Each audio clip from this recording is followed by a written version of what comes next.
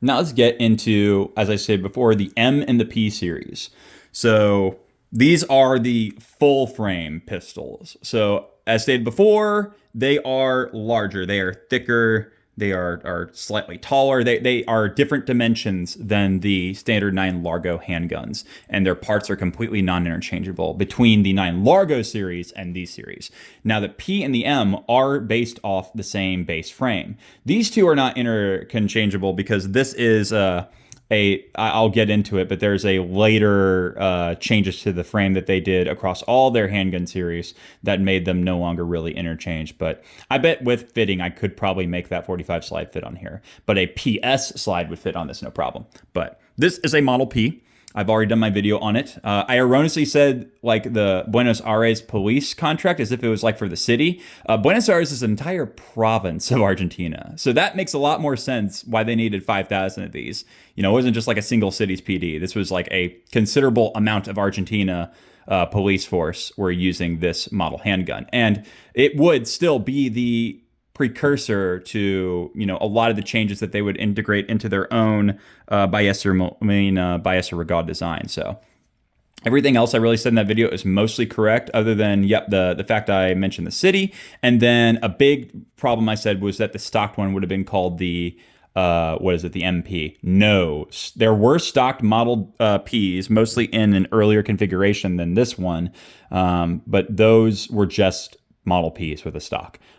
They did have a fully automatic variant of this called the Model PD, and that would be important because they'd reuse that name later. But this would have been the 1930s. In the 30s, here's the magazine for the old school PD. It does fit and work in these Model P pistols, these early pattern Model P pistols, but this was meant for a machine pistol, which is why it's got the 13 rounds of. I bet that lasted long. 45 ACP in a 13 round magazine, but this was the Buenos Aires contract.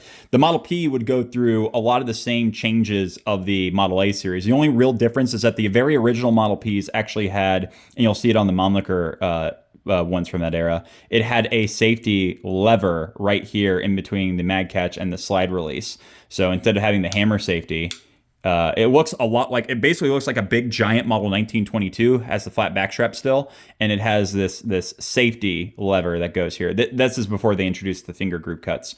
So yeah, the original Model P had a funky safety lever. I don't know, the book doesn't make it really clear if the original Model M's did or not, but I'd assume so. I'm not sure if they didn't introduce the M until some of the other changes that, like I said, happened to the Model A series between like 1931 and 1936, but all the same changes would go through it. So you'll see Model Ps in the mid 30s that would be called Model Militars, and I think that's when the M series came around, because it seems to be the M is for Militar, but you'll see them. They'll still be marked P, but they'll say Model Militar, and they'll have the screw adjustable rear sight. So they would be what you would call the 1934 pattern for the Model A, but in a Model P in a much larger frame. And there's a lot of Model M's in that setup too. Some would have wood grips, some would have the bone grips. But yeah, so this is the later, what you would call like I said, the standard Model A or A fourth gen, post 1940. But this would be one of those for Buenos Aires. They all came in this same configuration with the toe. So this was built between 1945 and they would eventually change the frame again later. But yeah, so this is by far the most common Model P you're going to see in the United States. They made 5,000 of these. I think they were surplus in large number.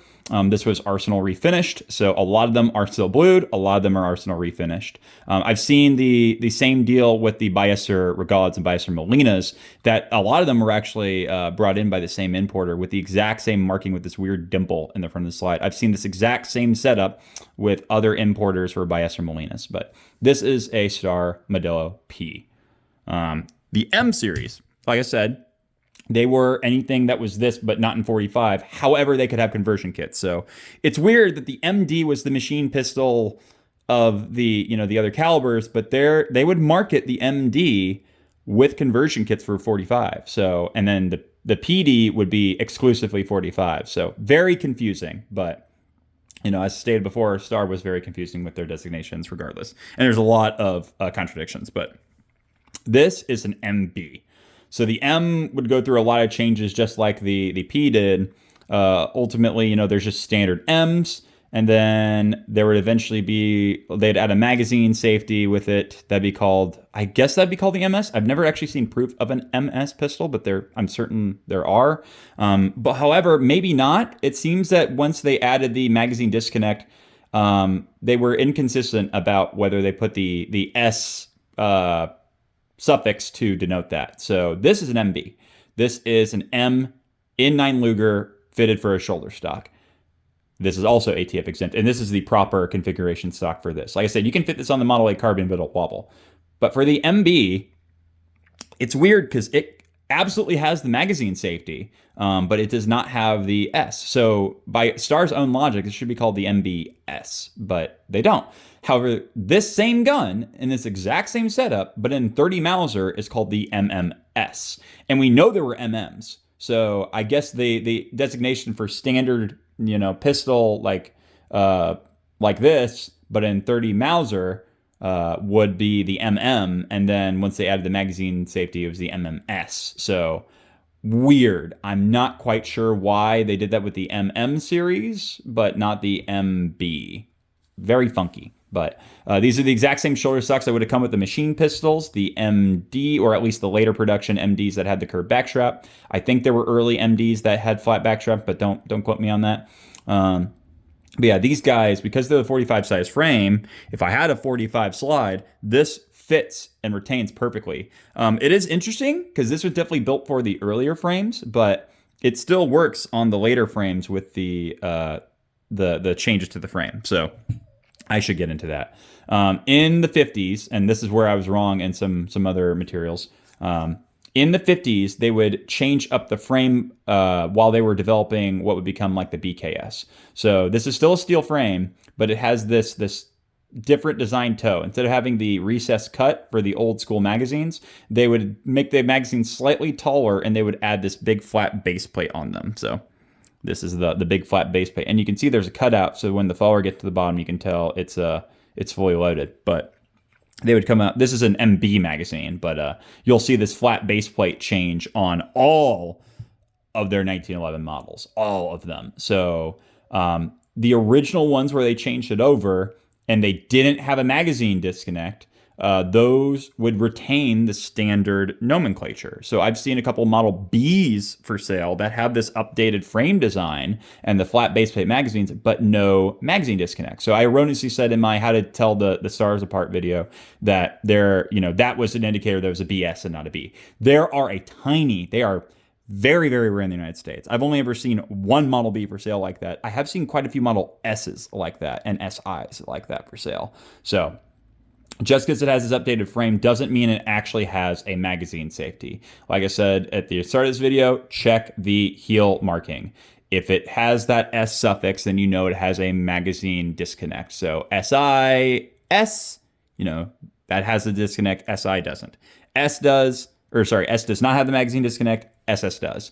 P doesn't, PS does. So there are Model Ps that are updated frames without the magazine disconnect. There are Model A's like that. They're across the entire series. It was very short-lived, though, because the 1968 Gun Control Act, that's where the impetus for adding the magazine safety came from. And that's probably why it's such an easy magazine disconnect to remove, because it was basically just a stupid provision. They had to make like slight modifications for it to make it work on their guns. So, but weirdly, this is like one of the exceptions to the rule where the MB has a magazine disconnect, so it's clearly produced after the 1968 Gun Control Act, but it doesn't have the S suffix.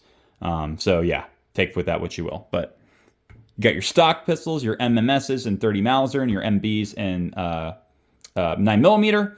They still didn't make very many of these. About 1,100 of these MBs and about 1,600 of the MMSs. So believe it or not, the MBs are actually rarer than the MMSs. But yeah, funky. But this one was surplus from the Mosin crate. So, check out Mosin crate. He sometimes gets some really neat stuff. And I piecemealed it together. One important note. This is an MB magazine. And they shipped with 3 different types of magazine. This is the 9-shot magazine. They also came with a 16 and a 32 round. They also did that for the MMS. They are different magazines. This has this spine, this indented spine in it. That is to better fit and feed. Well, I thought at first it was 9 Luger, but 9 Largo also works like that. However, if you try to fit 30 Mauser into this, it will go like 2 rounds and then it will be too long. So a lot of MMSs are being sold with MB magazines, extended or standard, and that's a problem because these magazines are incredibly rare, and you've now sold someone a magazine that won't work in their gun, or at least won't work past like 2 rounds because you've given them the wrong one. So, and I've corrected gun sellers about this. I've told them, hey, that is not the right magazine for this gun. It will not work with 30 Mauser. And they just were like, okay. And then didn't change anything or didn't notify, which I find really, really upsetting because those magazines are rare than hen's teeth. And I'm sure there are MB owners out there that have the wrong magazines that would like to trade with the MMS owners or, make something work out. It's very disheartening that gun sellers are not doing their due diligence to figure out if they're shipping the right magazines to their guns. I'd say having an MB with an MMS magazine is a lot better than having an MMS with an MB magazine because at the very least, if it doesn't have the spine, there's a little bit more overall length. It's probably going to feed worse, kind of like the early Model Bs had just Model A magazines. They didn't have modified feed lips for 9 Luger. They would still work, but there would be more, failures to feed as a result of the feed lips not supporting the round for a farther distance to travel. So I'd imagine an MB with an MMS magazine will still work for the most part, if not just have some slight issues of failure to feed. But like a MB mag and an MMS, you're just screwed unless you get a really super duper high ogive 30 Mauser and load it yourself and just turtle the shit out of that round. So I'm very upset with a lot of sellers. There's a particular seller that I'm referring to with this, but let's just say they've been putting in a lot of MMSs into the country with incorrect magazines, and that's a shame. But yeah, so MB, it's got that dividend. I want to say this is probably the same that the updated M's with the magazine safety would use. Like I said, it seems to fit and feed 9 Largo just fine, but 30 Mauser, no way, Jose. So if you got a 30 Mauser pistol and it's got that spine, you're wondering why the hell it's not working. That's why. This is an MB pattern magazine, or I guess just updated M pattern magazine. They're exact same magazines for the MMS. They just do not have that spine in the back. That also applies to the 16 and the 32 round extended magazines. I do not have either. They are rare and they are expensive. So I will try to get one eventually, but I've gotten some people who have given me quotes for them that are more than I paid for this handgun for a magazine. So I understand they're rare. I don't know if I can justify that, but still, as you can imagine, probably one of the coolest pieces you can own in any Star collection. These are, very, very rare, and they are neat with their ATF exemption. So, you can just slap the stock on this and it's not considered an SBR. So pretty neat.